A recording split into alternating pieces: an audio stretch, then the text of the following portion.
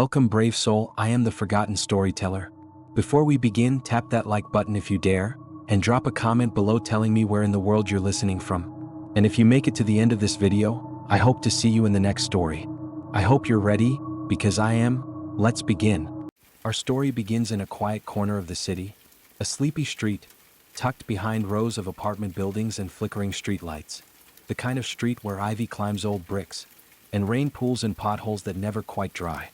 Here a small 24-hour laundromat glows pale yellow in the dark, humming softly, forgotten but always open. A single sign flickers above the door. Spin cycle cleaners. The end never works. Inside, rows of old machines line the walls. Mint green chipped paint. The smell of detergent and dust lingers in the air. Like an old memory. It's just after midnight. Outside, the wind rustles paper along the pavement. Inside, a college student named Elsie is folding a hoodie alone. She's quiet. She likes it here at night. The silence, the hum, the way time slows, as if the rest of the world has fallen asleep and left her floating. She likes the old vending machine that only takes nickels, the warm dryers that leave her clothes smelling faintly of lemon, and the little window by the machines, where she can watch the rain. But tonight something's different. It starts with a sound, a low, steady thud, soft at first, dull, almost rhythmic. Thud, thud, thud. Elsie pauses.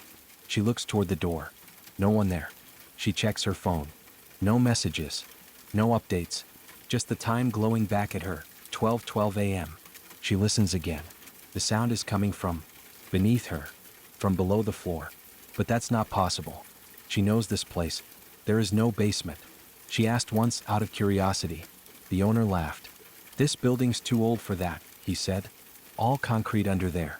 Just pipes and dust." But the sound continues. Thud, thud, thud. And now, as you rest there, imagine the sound, echoing softly through the soles of your feet, that low, slow beat, like a heartbeat, or the closing of ancient doors. You can feel it in the floorboards, in your bones, in the hush between breaths, the kind of sound that makes you question if maybe you've heard it before, in a dream or beneath your own home. Elsie kneels beside the washing machines. She presses her ear to the tiles. She hears nothing at first, then thud, and then a low metallic creak, like rusted hinges shifting under weight. The pipes rattle once, twice. She steps back. Something drips from one of the pipe joints, dark and thick, but when she touches it, it's only water, cold but clean. The sound stops, just like that. The silence rushes back in, too loud. She laughs softly, nervously, tells herself it's just old plumbing, that she's been reading too many weird history threads. Still, she moves her laundry quickly now, from washer to dryer, from basket to arms. She doesn't hear the soft voice, the whisper. It's faint like wind through leaves, but it's there. And it says, "Too full, too full." You see, back in Victorian London, there was a time when death outnumbered the living. Cemeteries overflowed. They began stacking the dead, placing bodies in cellars, under floorboards, beneath homes. Sometimes entire buildings were constructed on top of forgotten bones. And the dead, well, they don't always rest quietly. Sometimes they rattle the pipes, tap the floor, wait to be found. The next night Elsie returns, not because she has more laundry, but because she wants to be sure. The laundromat is empty again, still waiting. She sits by the dryers, coffee in hand, her ears tuned. The thudding doesn't come right away, but when it does, it's louder. Thud, thud, thud, followed by something new, a dragging sound. Slow, grating, as if something heavy is being pulled across stone. She watches the floor. Nothing moves, but the tiles beneath the vending machine look off. She kneels, runs her fingers along the edges, and there, a hairline crack, barely visible, as if something once opened and was sealed again. Elsie places her hand on the crack. For a moment, nothing. And then, a soft tap from below.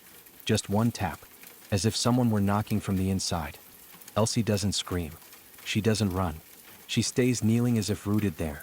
That tap, so soft, so deliberate. It wasn't a pipe. It wasn't the building settling. It was a knock from the other side. A greeting or a warning. She's not sure. She presses her fingers lightly to the floor again. And then she hears it.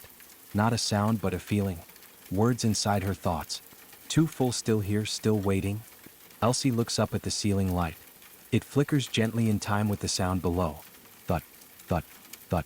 Then complete silence. Not even the dryers hum now, as if the building itself is holding its breath. She stands slowly, moves toward the vending machine. She doesn't know what she's expecting, only that something is waiting. She crouches, touches the base, and notices something else. A coin, an old coin. So old it's green with age. Not a quarter, not even a nickel. It's Victorian. A penny. From London, 1853. How did it get here? She lifts it, feels its weight. As she does, the whisper returns. Not just in her mind this time, in the pipes. A soft, sighing voice, echoing through the metal. Still buried, still listening. She drops the coin, steps back, but the machine behind her clicks. And then the tile shifts just a hair, but enough.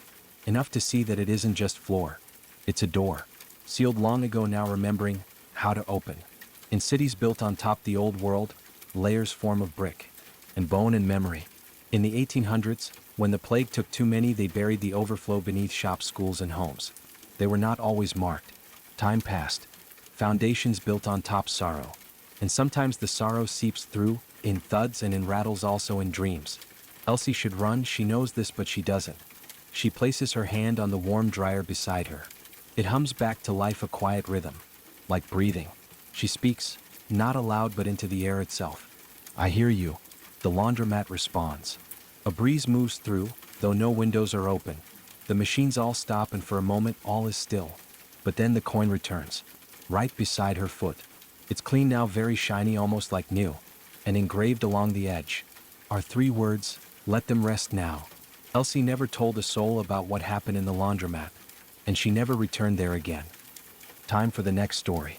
Guys, if you liked that last story, please don't forget to leave a like. Thank you.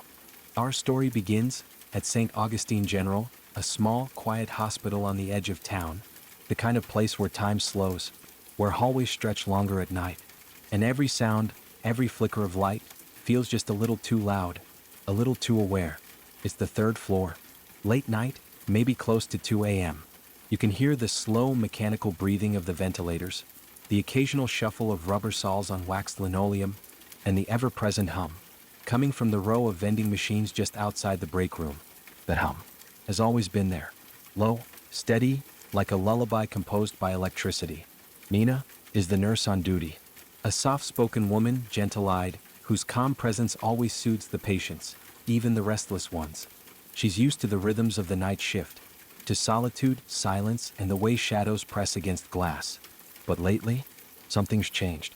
She noticed it first a week ago, just a glimmer. A faint sparkle high up in the corner of the vending machine. Too high for candy, too deep for a reflection. At first she thought nothing of it, just a trick of light perhaps, or fatigue teasing her mind. But every night, when she passed the vending machine on her rounds, was there. A glint, a shimmer, a suggestion of something watching. Tonight it was stronger. Nina pauses, her footsteps slow near the row of machines. The hallway is quiet, save for the distant beep of monitors and the whisper of the air vents. She blinks, steps closer. There, nestled just above the row of bottled water, is that shimmer again, not a reflection, not a sticker. Something round and shiny, unmoving, kind of looked like an eye. She can't quite make sense of it, not all at once. She squints, leans in, her breath fogs faintly on the glass, and for the briefest of moments, she feels it staring back. And now as Nina stares into the machine's glossy black face, imagine the air growing colder, the way chilled metal feels beneath your fingertips, the faint vibration of a machine that hasn't been stocked in years. Feel the eerie calm, not fear, just awareness, as though something once forgotten has remembered you. The next night, Nina tries not to look. She brings tea from home.